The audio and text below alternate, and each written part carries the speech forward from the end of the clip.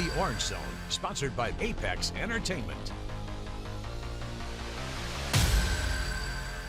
Hi, everyone. Welcome into the Orange Zone podcast, sponsored by Apex Entertainment. That's Ashley Wenskoski. I'm Samantha Croston. And, of course, we have SU running back and Super Bowl champion James Mungro with us today.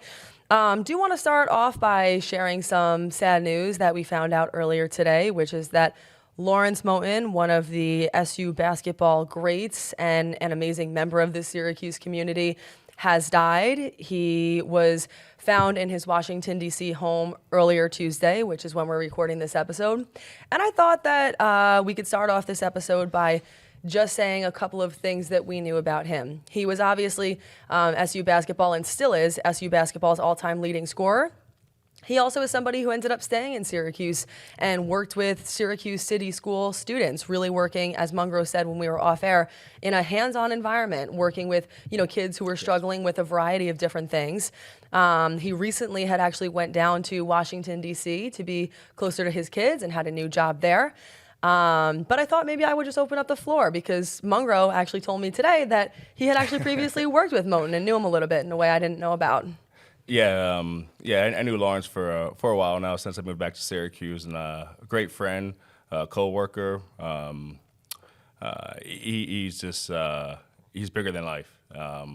It's sad to see him go. I pray for him and his family, and I love you, Lawrence, and it's a big. It's heartbreaking.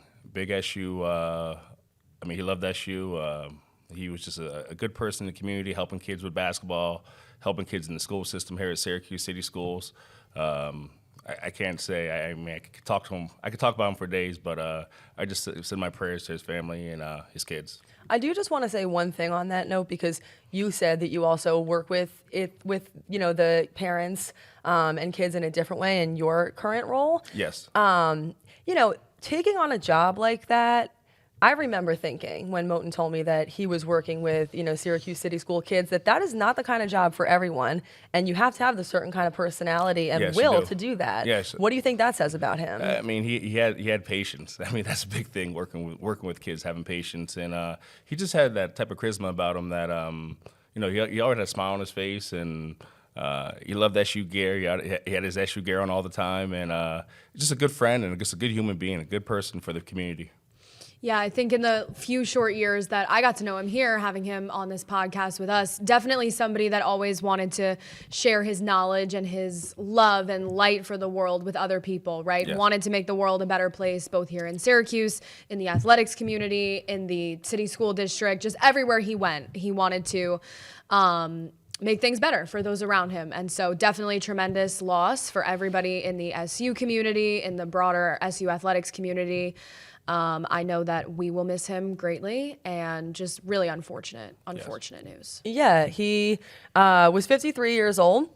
And I should have mentioned this earlier. I just didn't, because I feel like many of you who watch this podcast know this. But in case you didn't, he was a member of this podcast for several seasons. Came on weekly the same way that Mungro does, but just in the basketball role. And wow, when I think about Moten, first of all, I'm thinking smooth talker. This I guy's always voice. told him his voice was like ASMR. I just wanted to listen to his voice. Like, his voice just totally meant for radio, meant for TV. I honestly think about his frame. He's like so tall, lanky, kind of like he just has this cool guy. way. Yeah, smooth guy, like all around, and a true storyteller. And I think that as someone in media, that's something that really impressed me. And it's something that's really hard to find, is someone who can tell stories in a way that's engaging. And I'll never forget, he told us this one story about how someone was driving him up to our set. He was actually with an Uber driver. Oh, goodness. And the Uber story. It was crazy. And the Uber driver pulls out a photo, hand-drawn, of Moten that he had in the backseat of his car that he had been waiting to give to Moten for like over a decade. Just had a feeling he was going to run into him somewhere. Right. And that's crazy. He brings it onto the set, and he shows the photo, and it is like this wonderful photo. Wow. And I'll tweet that later today if anyone wants to see that photo. I just thought that was such a cool story, and if anything, it goes to show, if that's what he meant to, this Uber driver who he didn't even really know personally, I just can't even imagine, how much he meant to people who really did get the honor and the chance to know him and love him. So he really will be missed. He is someone who I really loved and got the chance to know, and I'm just praying for him and his family right now. Definitely. Well, with that being said, we are still going to talk a little bit about some football with you all. So thanks so much for being here. And if you guys want to share anything in the comments, any stories that you have about Moten or anything that you would like to say, we would love to hear that, and to honor his legacy in any way that any of you see fit. All right, let's talk about Syracuse football a little bit here. Obviously a tough day to do that. Yes. But Syracuse football coming off of essentially the worst loss of the entire season, a 38-3 stomping at home in front of a sold-out crowd. Knew that there was going to be a little bit of confusion about what to expect here. Even Vegas predicted Duke to be a 5.5-point favorite. No one knew. I think they opened as a 5.5-point favorite. Could have been like 4.5 by the time that they were playing.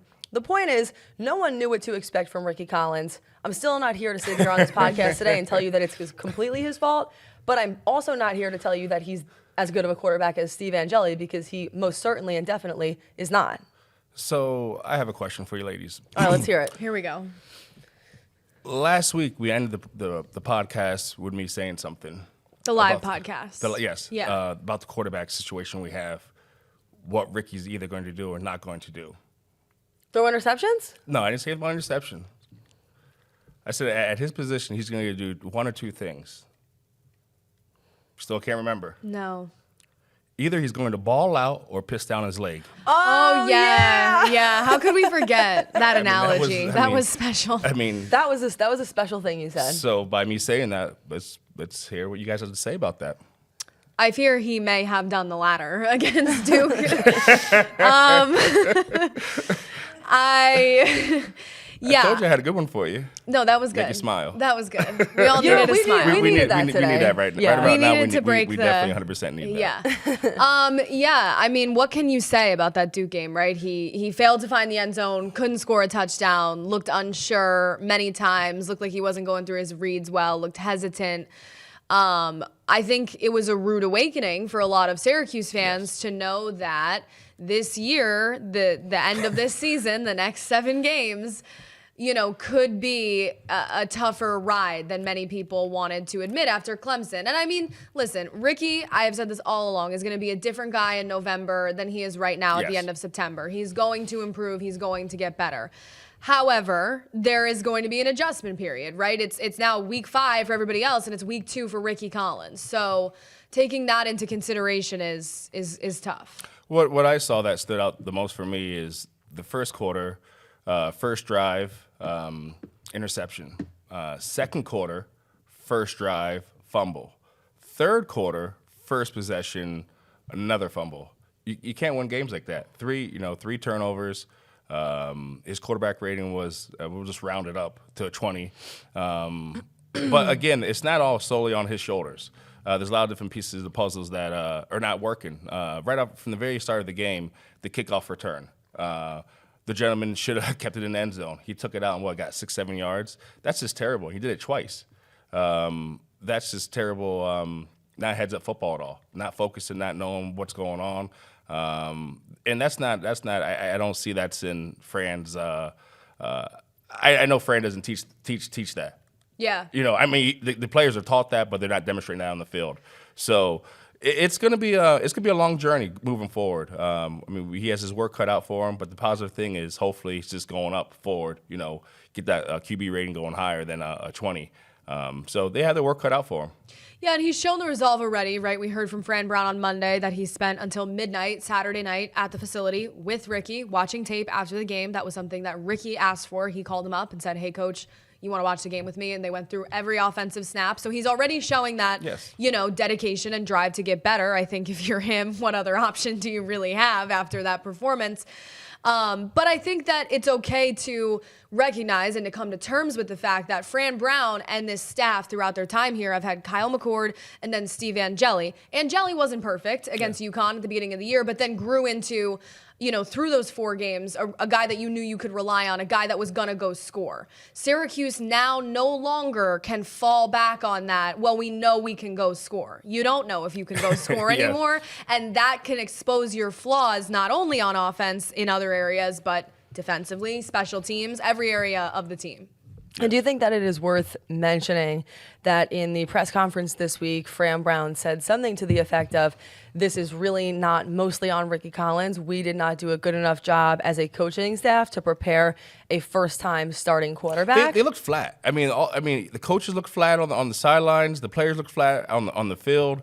They didn't have that same emotion what they had previously against Clemson. And that's and you're at the home field. I mean, they had home field advantage as well too. So they got to figure something out very quickly. Let's be honest about what happened here. The last time that SU failed to score a touchdown was in the 2023 Boca Raton Bowl against USF. That score was 45-0. Duke put up 504 total yards of offense. I understand it was a new quarterback, but I'm sort of 50-50. Like, wasn't some of this like just freaking hard? Like, what is that? I would agree. I mean, I just don't see the players didn't look like they had it. I mean, it just didn't look like they were again emotionally connected to how they were against Clemson. If they had the same emotion, I think the game would be different. But the playing out in the field was very sloppy. The coaches coach, but the players got to do what the coaches have them to do. What they practice all week. But it just looked very pathetic.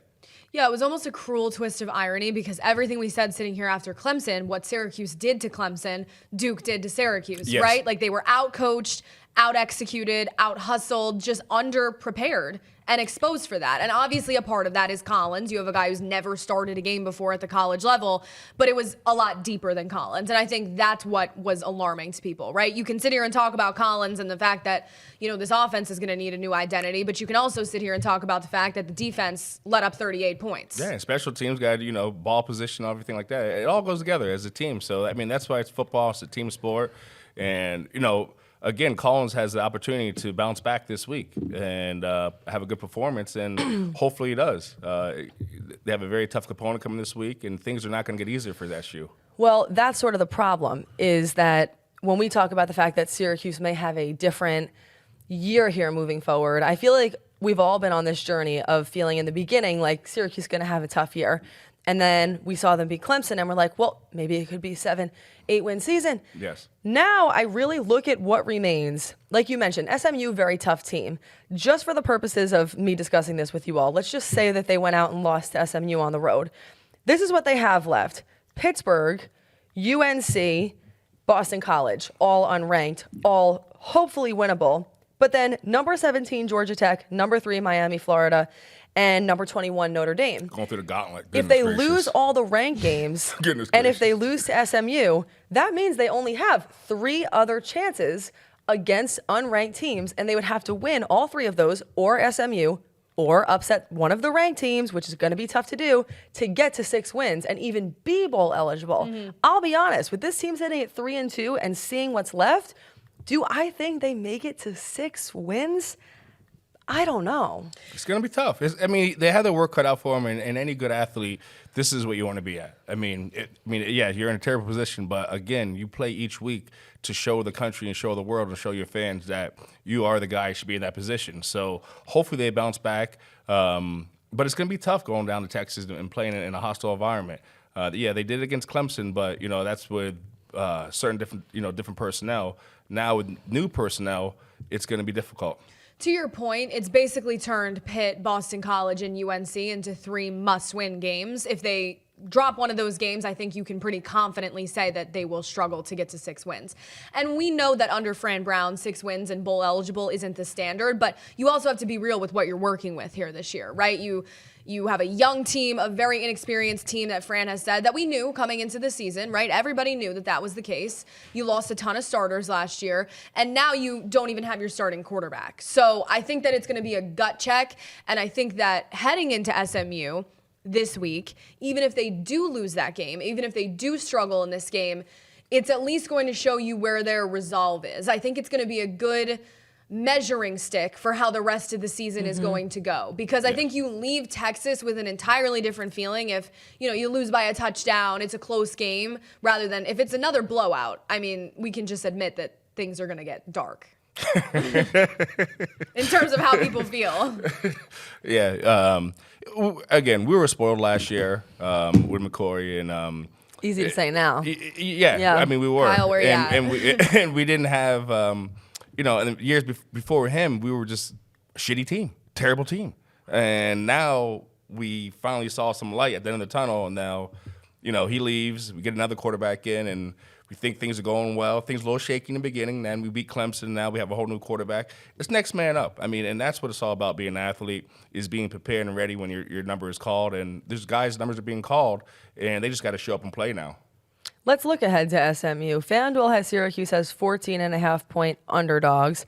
A lot of these games are going in as underdogs, man. And Fran Brown did say the other day, he's like, hey, that's a place where I feel the most comfortable. I prefer to be the underdog. And I do understand that, but I almost wonder how Fran Brown would feel if he wasn't the underdog. Like, how uncomfortable of a feeling would that be for him? And does that mess with his coaching style? That's like the first time that I thought that was the other day. I don't think it messes with his coaching styles. I mean, if you're underdog, you always want to beat that team. Anyways, when you're on the road, you want to beat that road team, beat the team at home. You feel like, we made you guys, I don't want to say the word, but it's always good to go on the road and win. And, that gives your team confidence. But, again, being an underdog is being an underdog. And I kind of like being an underdog in life as well, you know what I mean? Because to show people, something different. So I kind of understand what he's saying a little bit with that. I understand what he's saying, too. I guess my point was, and I'm curious to hear what you think about it, too. I guess my point was just, if he really got to the point, with a Syracuse team where he really was the best or one of the best or should be considered in that conversation, would he ever internally feel that way? I was just curious. Probably not. I don't think a guy like Fran Brown ever feels comfortable. I think there's a lot that, factors into that, his upbringing and what he's had to do to even get this job and all the background story.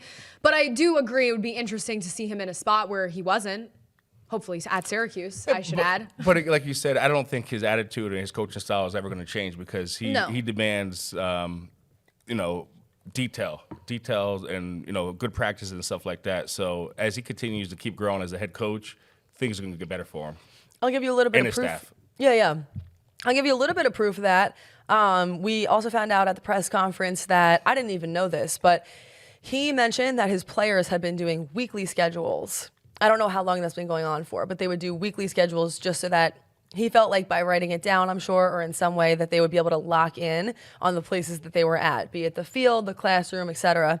He said that after this most recent Duke game, they have now switched to daily schedules. And he said that he checks them every single day. I had to ask that just because I was curious. I was like, are you checking these? And he said, yes, I have actually switched my schedule around to make sure that I am checking these daily schedules from the players. I only asked it because I'm pretty sure that roster has over 160 kids on it. That's a lot of checking, I don't think it's any secret that Fran is dealing with a different type of team this year, both on and off the field. He said that, been very candid about that, right? Like everything I'm saying about a young team, he doesn't really have. Last year you had senior leaders, both that had been at Syracuse and that had come from other places, big. McCord and Diggs, but then you had the guys who had been entrenched here for years, like Wax and Barron. He doesn't have that this year, right? There's a few seniors, you have your Deuce Chestnuts, your Devin Grants, the guys who have been around the block a few times, but Fran is just, I guess, learning how to also coach a team that isn't really, it appears to be self-led by everything he said. Because at a few points in press conferences, he's brought up, there are some immature things with this team. He has to keep this team on track and focus more than he did last year. Yeah, and again, when you're saying having, younger guys on the team, you also got to remember this is Fran's second year as a head coach too as well. So he's learning on the job as well. He's a sophomore. Of dealing with kids and the different things that comes with it. And there's a lot of things with over 100 kids on your roster. Well, that's all I think about is, someone had asked a question the other day and phrased it. You know how Fran, like, if you aren't careful with your wording, he'll definitely call you on it. Someone had asked a question saying, there are some younger, I don't know the exact phrasing, but like some younger players on your team who maybe lack maturity. He's like, it's not just the younger players. And I thought that was interesting. He's like, there are some older players who are dealing with the same issues. To me, with him, it almost feels like I can at least understand where he's coming from and thinking about the fact that it's probably almost like he has 160 plus sons who he's just trying to get in line. I mean, you have a son, so I'm sure you kind of get that where it's like you're just trying to teach them certain things that you feel like they should already know. Yeah, the different values and again, teaching them confidence and being, not just great men on the field, but off the field as well. And that's a big part of it because, at the next level, they don't want no troublemakers. I mean, if you're going to, have the opportunity to play the next level, if you're a troublemaker, your just draft status is going to go down and you're not going to be able to make it because they don't want that in the league at all. He doesn't want that. All right, back to SMU. This is a team that a season ago, the Mustangs reached the ACC championship game and also got a berth into the 12-team college football playoff. Ahead of 2025, SMU was picked to finish number 3 in the ACC. So far this year, they have beaten East Texas A&M at home and Missouri State on the road. And then they lost to Baylor by 3 points at home in double overtime, and also to TCU 35-24 on the road. In week 5, meaning this past week, they had a bye, so they're coming off of that. I don't know if that matters to people or not. I am just simply pointing that out. For Syracuse, it never tends to bode well if they have a bye week and then go play. Here's hoping it's the same for the Mustangs. I really hope it's the same as well for the Mustangs. We can only hope. Yeah, they haven't played an ACC game yet, which I think is interesting. Syracuse is their first ACC opponent here in week 5. I think it's been an up and down year for SMU. I think a team that people still kind of struggle to get a read on. It's only their second year in the league, so this is not a team that as ACC fans have had a pulse on for a long time. 2-2, I don't think is where a lot of people saw them. I know the Baylor loss took some wind out of their sails. The TCU loss as well, especially coming off of that playoff berth last year.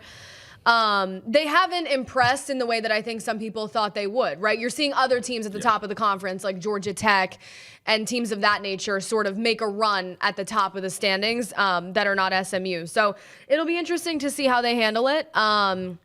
Something that I thought was interesting to point out is that they do struggle with their defense. They allow the second most total yards in the ACC and the most passing yards, although against the run, they're number 7. So this is a game that I guess for Collins and the offense is another opportunity to kind of go score because you're not facing one of the top defenses in the conference. Then again, that was the case with Duke, and they could not put up a touchdown. So we'll see what happens. They're giving up 26.5 points per game, which is 88th in the country.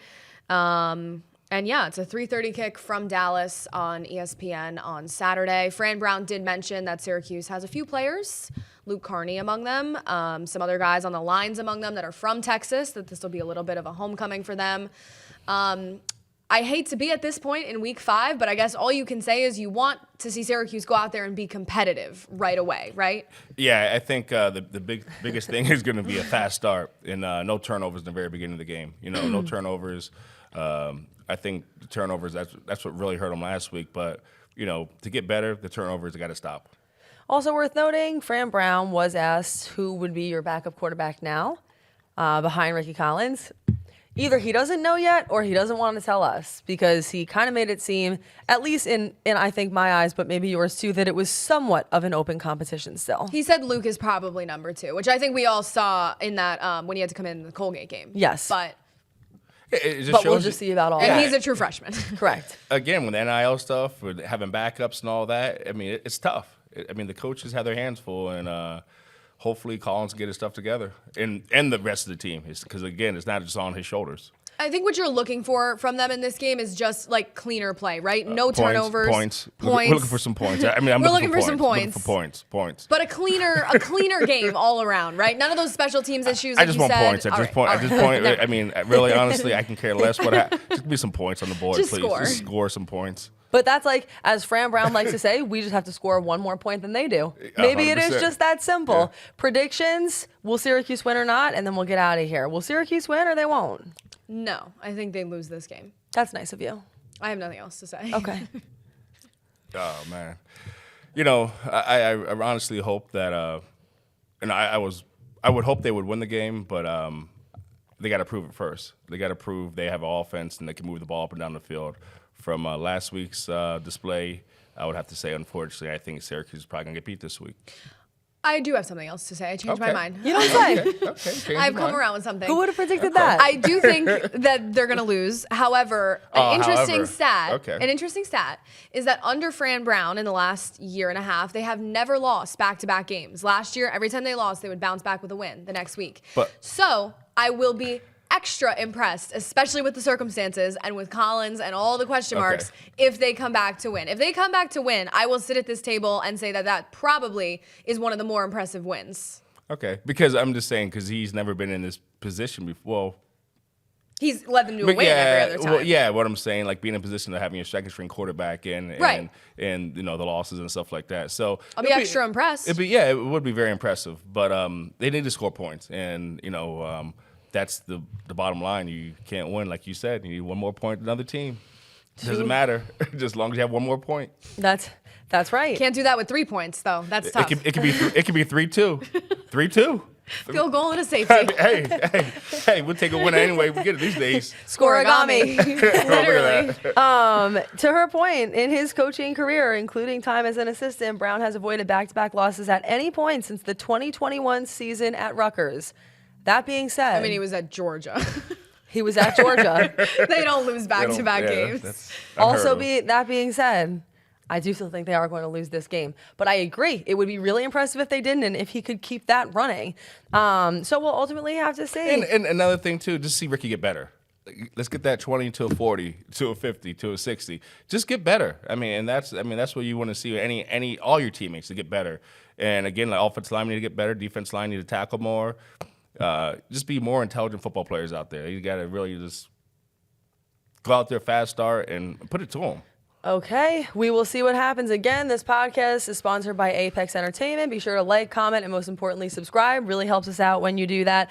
Just want to sign off by saying rest in peace to Lawrence Moten. You will be loved. You will never be forgotten. And we really appreciated everything that you did, not only on this podcast set, not only for Syracuse basketball, but for the entire Syracuse community. He is a one-of-one person. So really appreciate you, Lawrence Moten. We love you here on the set. All right, we will see you back here next week with the results of the SMU game and beyond. Thanks for joining us.